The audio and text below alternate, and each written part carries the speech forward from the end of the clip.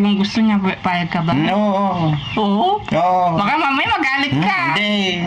Mamaya magwala ka. Ay, kinuha mo yung pera ko. Sabihin mo. Daddy Frankie, nakita ko sa vlog mo. Nagregalo ka ng motor. Bakit yung hinihiling ko ng motor? Hindi mo naman maibigay. Patay tayo dyan. Ano naramdaman mo nung nakita mong ano? Nalungkot ako Sabi ko, si Daddy Frankie, yung hindi umihiling, hindi niya binigyan niya. Yung umihiling, hindi niya binigyan. Sabi ko. Sakit sa ulo to, guys. Yung pogi-pogi ni Kuya. Bango-bango na. Siyempre, alagang safeguard yan. Alaging Daddy Frankie. Yes. Mapera pa. Tuwan-tuwa si Nanay Ansing. Mapera yung kapatid niya. Di ba?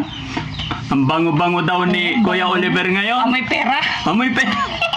Nakita ko sa vlog mo, nagregalo ka ng motor. Bakit yung hinihiling ko ng motor, hindi mo naman maibigay? Patay tayo dyan. Napanood mo, sino binigyan ko motor? Si Ate Nida yata. Anong Ate Nida?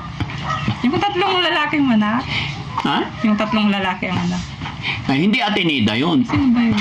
Ano napanood mo? Mary Jane ba yun? Yung teacher yata yung nanay. Tingnan mo kung saan-saan ka nanonood. Pero napanood mo, nagbigay ako motor. Oo, Honda pa naman. Ay, ang ganda, sabi ko. Sana bigyan din tayo. Kasi yung motor namin, karag-karag, sira-sira, no? Kaya pala gusto mong pumunta doon bukas. Hindi naman, para makita ko rin yung kapatid ko. Tapos, sabihin mo yung motor. Oo, sana. Wala naman yung kabuhayan namin naapektuhan Daddy Frankie kasi minsan magkano lang natitira sa kita na ng asawa. Huwag ka na bibili, huwag ka na magmotor kay mataas ang gasolina. Hindi nga pang tinda lang naman. Siyempre paano naman kami mabubuhay kung walang magtinda sa amin, yung asawa ko. Napanood mo pala yung Siyempre pag mahal yung gasolina, mamahal din niya yung tinda niya. So napanood mo pala yung Oo, motor na binigay ko. Oo. Hindi pala ako makatakas sa'yo, no? Oo, dati pa. Anong motor yung nakita mo? Honda. Honda? Honda 155 yata. Anong kulay? Honda TMX itim. Tignan mo. Iba-iba pinapanood nito. Wala to. Itim red. Red? Ay, red. Oh, sige, red. Oo, nakita ko talaga. Ay, ang ganda ng binigyan ng motor ng Daddy Frankie. Bakit kaya tayo hindi tayo binigyan? Sabi ko. Malakas ka pa naman eh. Hindi nga, sa asawa ko. Para Sa asawa? magtinda siya. Yung kasi yung lumang wave namin, lumana.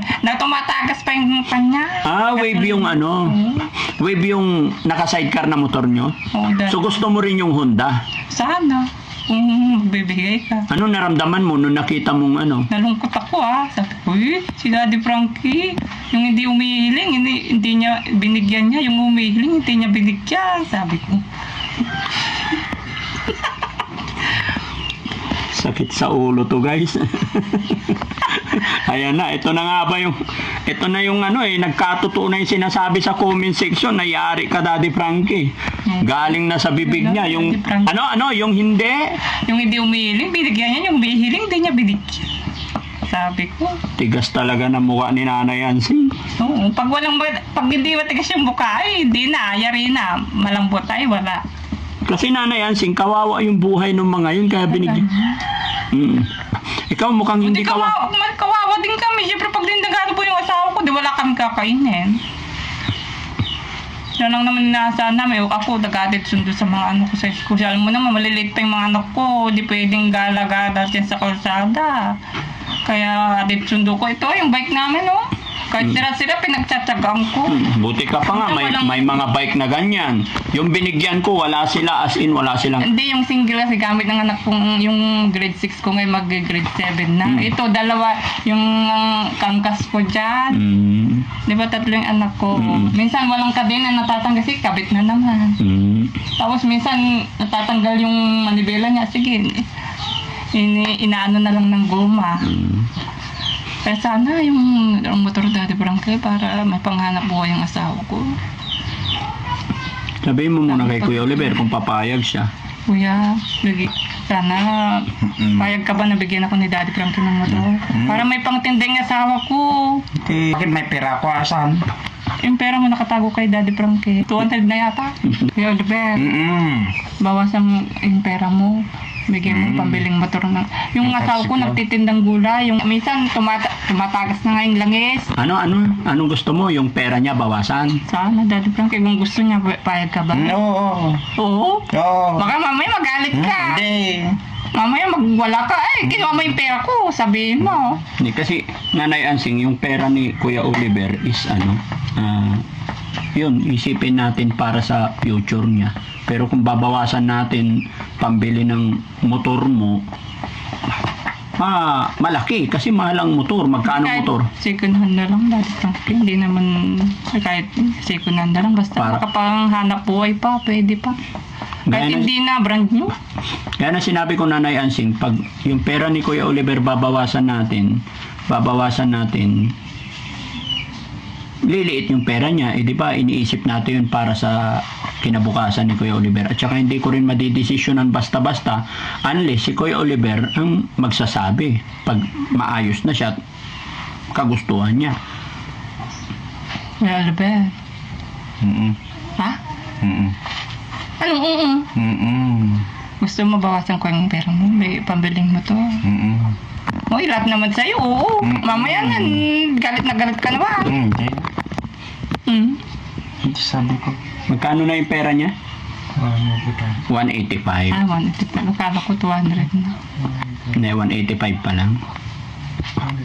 Dinadagdagan mo naman, Nanay Ansing, mag-abonado ako niyan. Sorry, Daddy Frankie, nagkakamali. Oh, 181. Tignan mo. Hindi, nakalista lang ka rin? Hindi, ikaw, wala kang listahan. Alam mo, isip mo, 200 na. Hindi.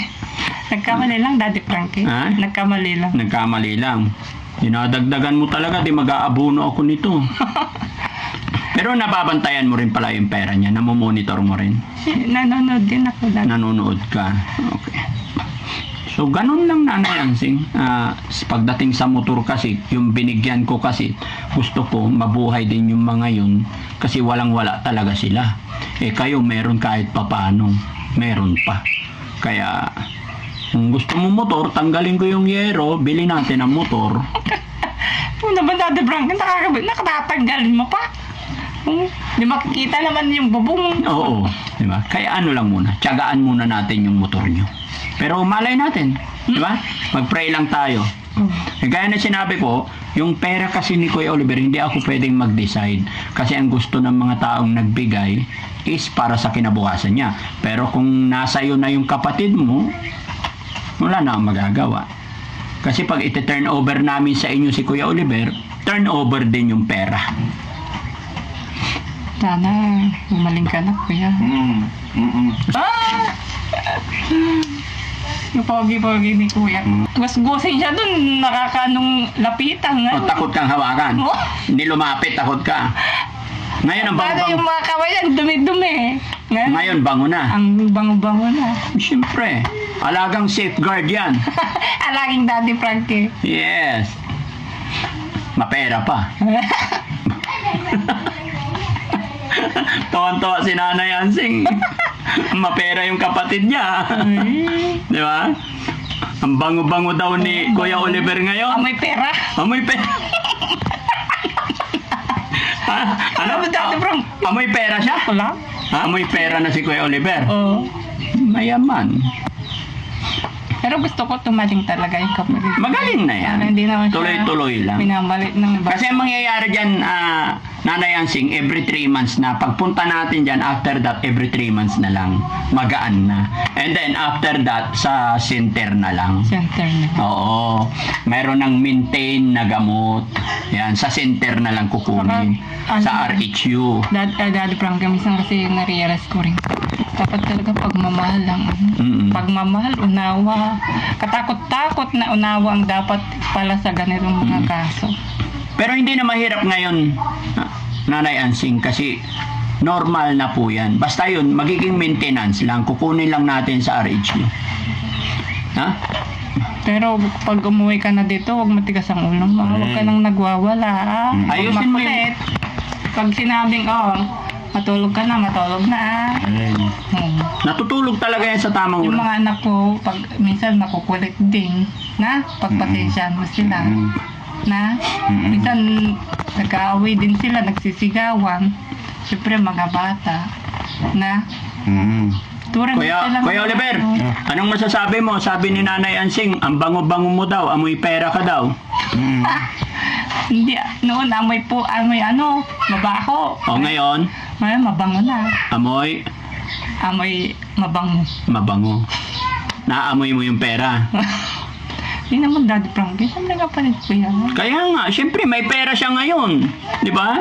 Hindi, alagaan ko na yun pag bumalik siya. Gagawin ko yung obligasyon ng isang kapatid. Hindi naman na siya mahirap alaga. Pero minsan, pag stress ako, yung may iwasang di magalit. Lalo yung mga anak ko minsan. Pero minsan sabi ko, ay, kaya.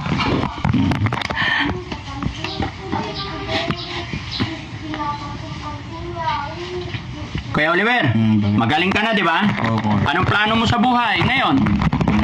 Papagaling. Magpapagaling. Mag-aasawa ka? Oo, kuya. Oo. Anong pangalan na asawahin mo? Hindi ko pa alam. Ilan ba asawahin mo? Isa. Isa. Saan mo ititira? Sa bahay ng nanay ko. Ako. Oh, yung lagi sinasabi niya, ito yon yung bahay nyo. Asan ba bahay ng nanay mo? Nakalimutan. Ito yon. Dito ba ngayon ko? Happy ka ba, Ate Ansing, na nakapaglakad na siya? Oo, Dati hindi makaalis yan. Ayaw umalis. Noon dati, ika-ika. At ngayon, mabilis na, nagbabasketball na. Dapat pag bumalik siya dito, meron din siyang pag-basketball dito. Ay, gusto mo gagawa ng basketball court dito? Hindi, pagawang ko yung asawa ko. Yan kahit sa silong lang ng sampalo. Parang may libangan siya. Court, kasi mahilig siya mag-basketball.